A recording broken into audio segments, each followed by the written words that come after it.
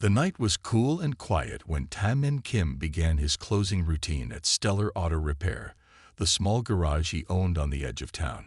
His weathered hands moved automatically, wiping down tools and returning them to their proper places.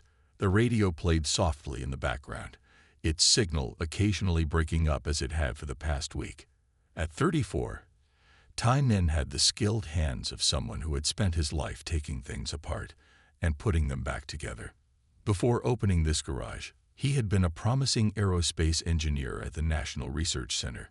But after a project failure that wasn't his fault and the politics that followed, he had retreated to this simpler life. Just as he was about to turn off the main lights, he heard the sound of an engine approaching. It was unlike anything he'd heard before, a high-pitched whine followed by several coughs and a grinding noise that made him wince. No properly functioning vehicle made sounds like that. Perfect timing, he muttered, glancing at the clock that read 11:37 p.m. The vehicle that rolled into his lot looked like an ordinary silver sedan, but something about it seemed off. The proportions weren't quite right, and it moved strangely, as if it weighed much less than it should. When it finally sputtered to a stop outside his garage door, the engine made one final unhealthy sound before going silent. Taemin approached cautiously. The driver's door opened, and a woman stepped out. She was tall and slender, with short black hair that framed a face of unusual beauty. Her movements were graceful but slightly hesitant, as if she wasn't entirely comfortable with gravity. "Are you still open?" she asked. Her voice had an unusual musical quality, and her accent was one Taemin couldn't place. "Just about to close, but I can take a quick look," he said, gesturing toward her car. "What seems to be the problem?" "Engine trouble," she said, not meeting his eyes. "It started making strange noises about 20 kilometers back." Taemin nodded and walked toward the vehicle. "I'm Taemin, by the way." After a slight pause, she replied, "My name is Jisoo." When he asked for the keys, she hesitated, then handed him a small object that looked more like a smooth stone than any car key he'd ever seen. He raised an eyebrow, but didn't comment. "Let me get it into the garage," he said. The car was surprisingly light as he pushed it inside and closed the garage door behind them. When he attempted to open the hood, nothing happened. Jisoo quickly stepped forward. "It has a special release," she said, touching a spot near the front grille. The hood lifted silently. Taemin stared at what was revealed. Instead of an engine, there was an array of crystalline structures, pulsing tubes filled with glowing liquid, and what looked like circuit patterns etched directly onto metal surfaces that shimmered with an internal light. "This isn't a car," he said flatly, stepping back. Jisoo's posture changed, becoming more alert and tense. "I can explain." "Please do," Taemin replied, crossing his arms. "Because what I'm looking at appears to be technology that doesn't exist on Earth." Her eyes widened slightly at his calm assessment. After a moment of silence, she seemed to make a decision. "You're right. This isn't an Earth vehicle," she admitted. "It's a spacecraft with an adaptive exterior shell. And I'm not." She paused. "From around here." Taemin nodded slowly.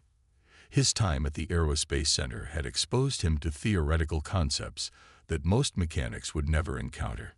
While he hadn't expected to meet an alien in his garage, he wasn't entirely unprepared for the concept. "What happened to your ship?" he asked, already examining the damaged components with professional interest. Jisoo blinked, clearly surprised by his acceptance. "Our atmospheric entry was rougher than expected. The primary stabilization system failed, and the backup system is now failing too. If I can't repair it soon, the ship will lose its camouflage capability. And that would be bad," Taemin concluded. "Very bad," she confirmed. "My people aren't supposed to make direct contact yet. We're still evaluating Earth's readiness for interaction with other civilized planets." Taemin ran his fingers through his hair and took a deep breath.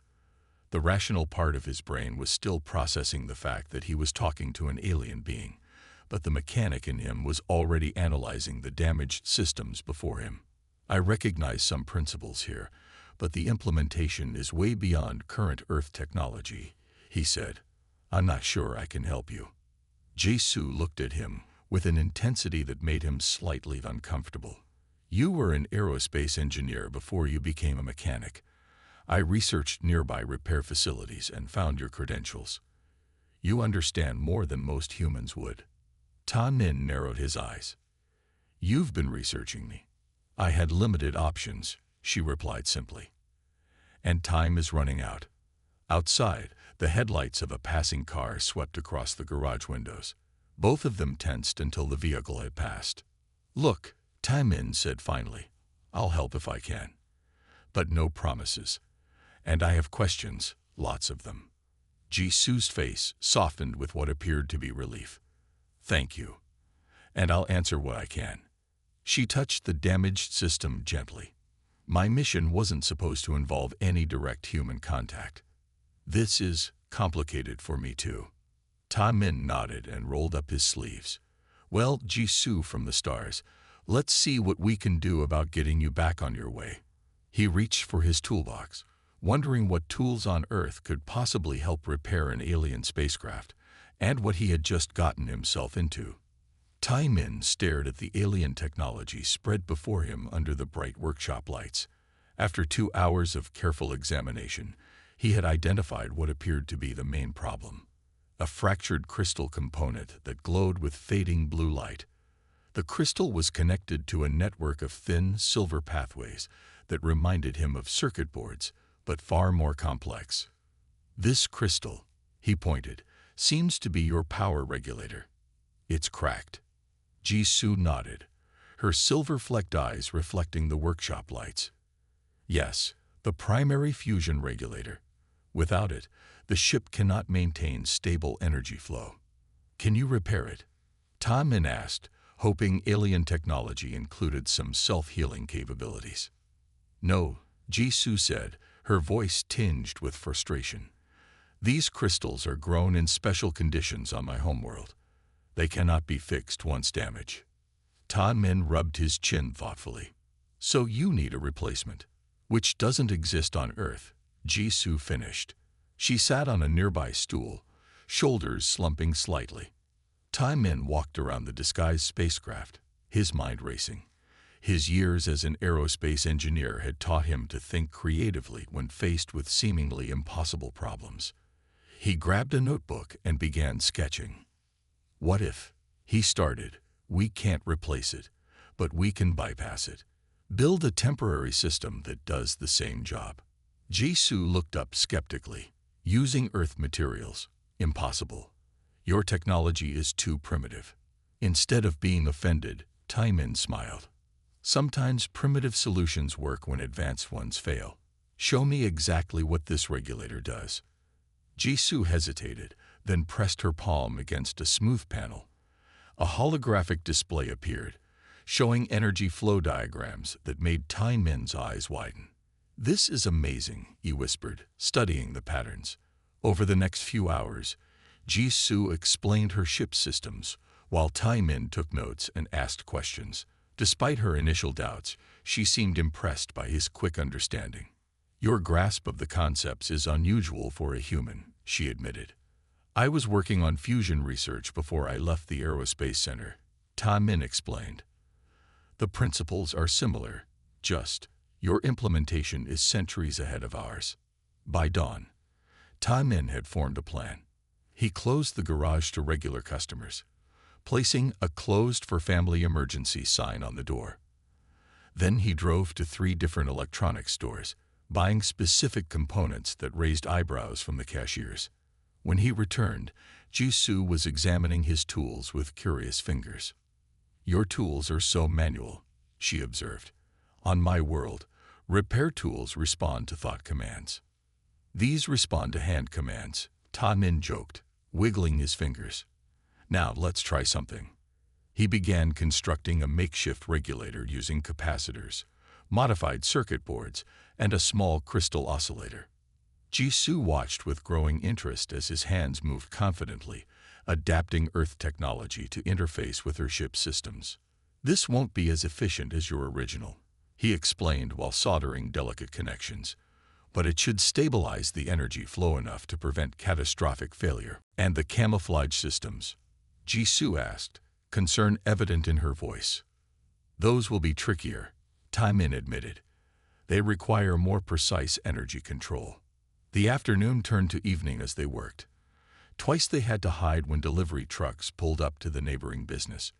During these tense moments, pressed together in the small office, Taimin became acutely aware of Jisoo's otherness, a subtle scent like cinnamon and ozone, and skin that seemed to shimmer faintly under certain angles of light.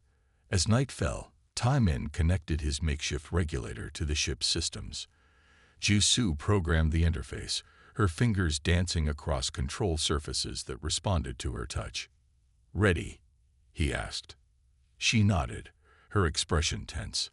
Taimin flipped the switch. For a moment, nothing happened. Then a low hum filled the garage, and the ship's systems began to glow with steady light. The makeshift regulator vibrated slightly but held stable. "It's working," Jisoo exclaimed, checking her displays. Energy flow at 62% of optimal, enough to maintain basic systems. Taimin grinned, wiping sweat from his forehead. Not bad for primitive technology. Jisoo's face transformed with a smile that made her look suddenly more human and yet somehow more alien at the same time. "You've done the impossible. My people value technical ingenuity above all other traits." Their celebration was cut short by the sound of tires on gravel outside. Through the small window, Taimin spotted a police cruiser pulling into the lot. "Sheriff Park," he whispered. "He sometimes checks on businesses after hours." Jisoo's eyes widened with alarm. "The ship's camouflage isn't fully operational yet." Taimin quickly threw a tarp over the exposed alien components just as a flashlight beam swept across the garage windows. They froze, hardly daring to breathe. After what seemed like an eternity, the beam moved away, and the cruiser's engine started up again. When the sound of the patrol car faded, Jisoo let out a breath. That was close. Too close, Taimin agreed, removing the tarp. "We need to finish this quickly." Looking at the ship's systems, he frowned. The makeshift regulator is stable, but something else is wrong. The ship still can't generate enough power for liftoff. Jisoo nodded grimly. "The secondary fuel system needs recharging. It requires a specific element that's rare even on my world." "What element?" Taimin asked. Jisoo pointed to a small container with trace amounts of glowing blue material. "We call it azurium. The closest match in your periodic table would be a very specific isotope of palladium with unique properties." Taimin's heart sank. Where would we find that on Earth? Jisoo pulled up a scan on her holographic display. "According to my readings, there's a significant deposit in a meteorite that landed in this region about 50 years ago." A map appeared, highlighting a location.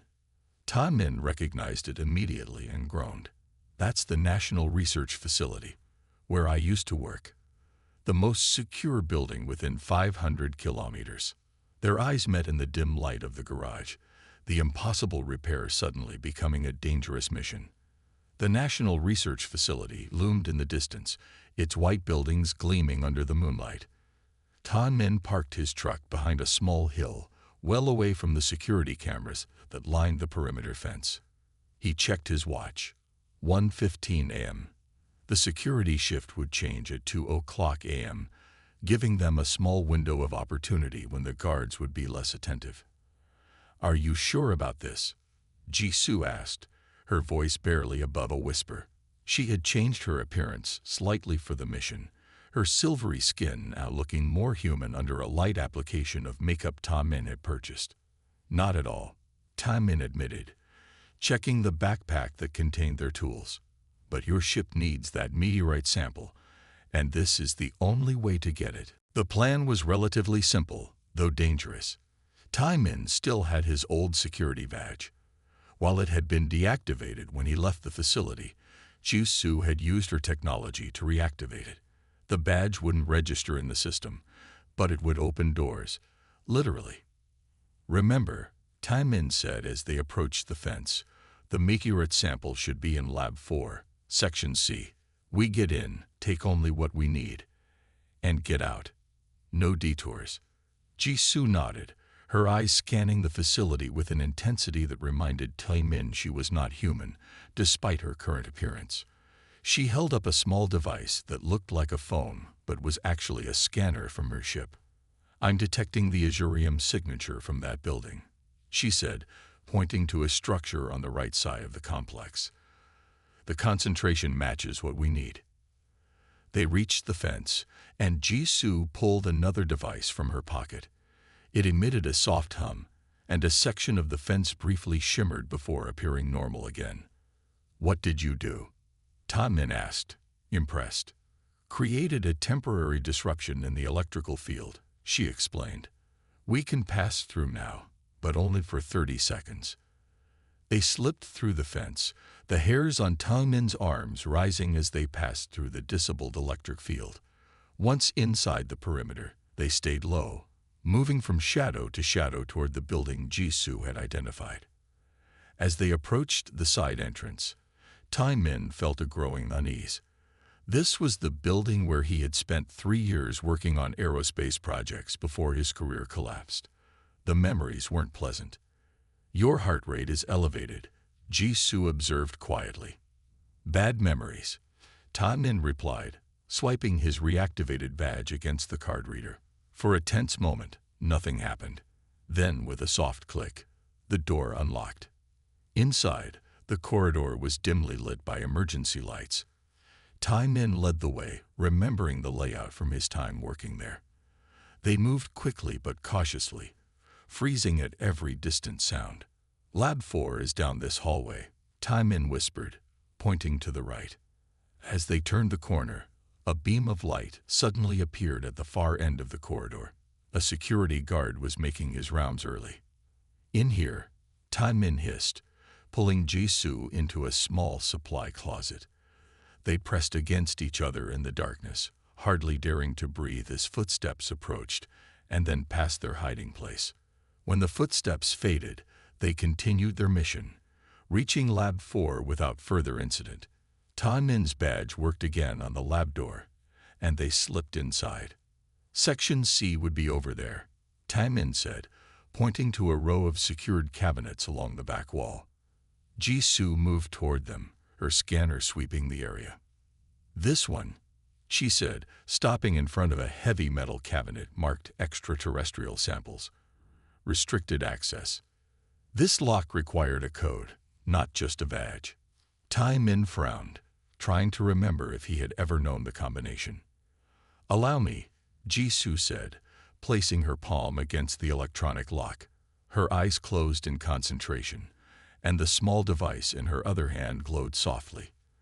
The lock emitted a series of beeps, and the cabinet door clicked open. Inside were dozens of labeled containers, each holding different samples collected from meteorites. Jisoo scanned them quickly, then pointed to a small vial containing blue-gray fragments.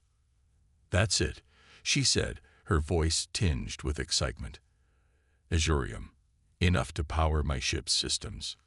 As Tai Min reached for the vial, an alarm suddenly blared throughout the building. Red emergency lights began flashing, bathing the lab in crimson pulses. What happened? Jisoo asked, her face alarmed. Silent pressure sensor in the cabinet. Tai Min realized too late. Take the sample. We need to move now. Jisoo grabbed the vial, securing it in a protected case she carried. They rushed to the lab door, but voices and footsteps could already be heard approaching from both directions. We're trapped, Tai Min said, his mind racing for a solution. Jisoo looked up. The ventilation system. Can we use it? Tai Min followed her gaze to the ceiling vent. It might work, but we need to hurry. Using a lab chair, Tai Min reached the vent and quickly removed the cover.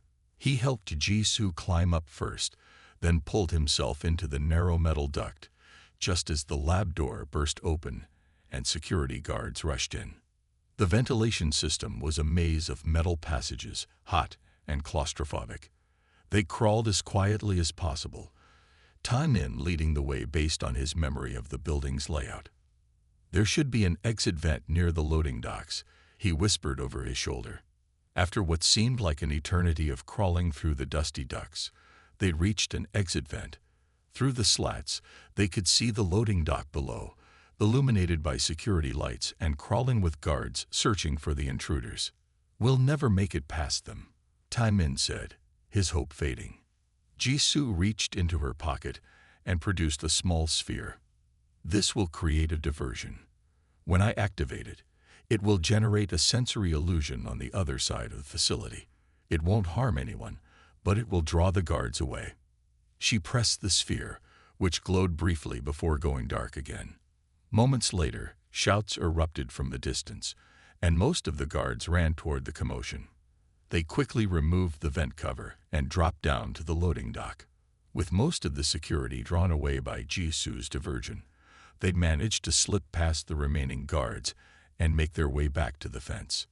As they ran across the open ground toward their exit point, a spotlight suddenly caught them in its beam. "Halt!" a voice commanded over a loudspeaker. Tai Min grabbed Jisoo's hand, and they sprinted the final distance to the fence. Jisoo activated her device again, creating another temporary disruption in the electric field. They dived through just as bullets began striking the ground around them. They didn't stop running until they reached Tai Min's truck. Jumping in, he started the engine and drove away as quickly as he dared without turning on the headlights. Only when they were several kilometers away did Tai Min finally breathe easily. "We made it," he said, his heart still pounding. Jisoo held up the protected case containing the Azurium. "Yes, we did," she said, smiling. "You humans are more resourceful than my people give you credit for." Tai Min watched as Jisoo's spacecraft rose silently into the night sky, its lights blending with the stars until they became indistinguishable. He stood alone outside his garage, the crystal-like device she had given him clutched tightly in his hand. After hours of consideration, he had made his decision: to remain on Earth with the technological knowledge, using it carefully to help humanity advance without causing disruption. "I'll see you again," he whispered to the stars, hoping his choice hadn't closed that door forever. The weeks following Jisoo's departure passed slowly. Tai Min reopened his garage to regular customers, fixing ordinary cars with ordinary problems. But at night, he studied the device Jisoo had left him, carefully documenting the technological insights it contained. Some concepts were so advanced he could hardly grasp them, while others seemed implementable with current Earth materials. He started small, developing a more efficient fuel system based on the alien principles. When he installed it in his own truck, the vehicle's fuel consumption dropped by 70%. A local farmer whose tractor he modified spread the word, and soon Tai Min had a waiting list of customers seeking his special tune-ups. 3 months after Jisoo's departure, a sleek black car pulled up to his garage. 2 government officials stepped out, introducing themselves as representatives from the Energy Department. They had heard about his remarkable fuel efficiency improvements and wanted to discuss his innovation. Tai Min chose his words carefully, explaining that he had been experimenting with alternative approaches to combustion. He demonstrated his system without revealing its true origin. The officials were impressed enough to offer him a development contract. This could reduce national dependence on fossil fuels by 40% within 5 years, one of them said. Tai Min accepted the contract, but insisted on maintaining control of how quickly the technology was introduced. "Too much change too fast can be destabilizing," he explained, remembering Jisoo's warning. 6 months turned into a year. Tai Min's garage had transformed into a small research facility, with 3 young engineers working under his guidance. They believed his innovations came from brilliant intuition and unconventional thinking, never suspecting the truth. Together, they had developed more efficient solar panels, lightweight materials for construction, and water purification systems, all derived from the alien knowledge but adapted to work with Earth technology. One evening, as Tai Min was locking up the facility, He noticed a strange glow coming from behind the building. His heart raced as he followed the light to its source. There, hidden from the road, sat a familiar silver sedan that hadn't been there minutes before. The driver's door opened, and Jisoo stepped out. She looked exactly as he remembered, her silver-flecked eyes reflecting the moonlight. "You came back," Taemin said, his voice filled with disbelief and joy. Jisoo smiled. "I said it was possible." They sat in his office, drinking tea as Jisoo explained the events of the past year. "Your repair innovations impressed my superiors," she said. "They studied the recordings from my ship's memory banks and agreed that humans show remarkable adaptability and creativity." "So what happens now?" Taemin asked. "My people have decided to establish formal contact with Earth," Jisoo replied. "Limited at first, of course. We believe sudden, full disclosure would be too disruptive for human society." Taemin nodded in agreement, thinking of how carefully he had introduced the alien technology. "We need someone to serve as a liaison," Jisoo continued. "Someone who understands both worlds. Someone humans will trust, and who has proven they can handle advanced knowledge responsibly." Her eyes met his. "We want you, Taemin." He sat back, stunned by the offer. "Me? A liaison between Earth and your civilization? You've already been doing it, in a way," Jisoo pointed out, gesturing to the facility around them. "You've been introducing our technology gradually, adapting it to work with Earth systems. That's exactly the approach we need." "But I'm just a mechanic," Taemin protested. "A mechanic who repaired an alien spacecraft with Earth materials," Jisoo reminded him, "who has since created sustainable energy solutions that are changing your world without causing economic collapse. My people value these skills more than any academic credentials." She handed him a small device, similar to the knowledge crystal but more sophisticated. "This will allow us to communicate directly. When decisions need to be made about technology sharing or cultural exchange, you would represent Earth's interests." "Would I need to leave Earth?" Taemin asked, thinking of his growing team and the work they had started. "No," Jisoo assured him. "You would remain here, continuing your work.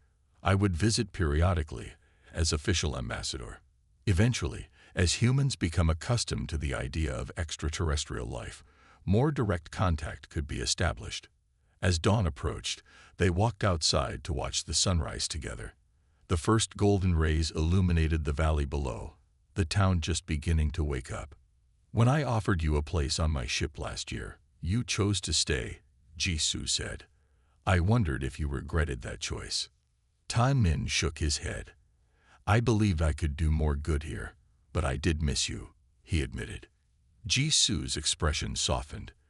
"The unexpected reward of my mission failure was finding someone who bridges our worlds.